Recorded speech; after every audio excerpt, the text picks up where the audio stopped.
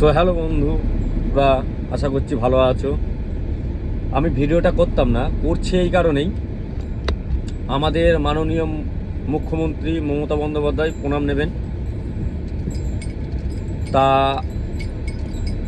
যারা মাধ্যমিক পাসের সার্টিফিকেট দিয়ে ফর্ম জমা দিয়ে টাকা পাচ্ছে 1,500 টাকা করে, তা তাদের টাকা পেয়ে লাভ কী হবে, লাভ কি হচ্ছে? মানে রাস্তাঘাটে দেখছি এবং আপনার মোবাইলে স্টোরিতে রিলসে ছাড়ছে যে দিদির উন্নয়নে টাকা পেলাম, সেই নিয়ে মদের বোতল নিয়ে, মানে নেশাগত সব কিছু নিয়ে ভিডিও করে ছাড়ছে। তাই এইগুলো আমি ক্যারি করছি না, যে আমি কেন, অনেকেই অপছন্দ, যে এইগুলো করাটা ঠিক না। দেখো, তোমাদের টাকাটা দিচ্ছে একটা অন্য কোনো কাজে লাগানোর জন্য কিংবা তোমার ভবিষ্যতের জন্য।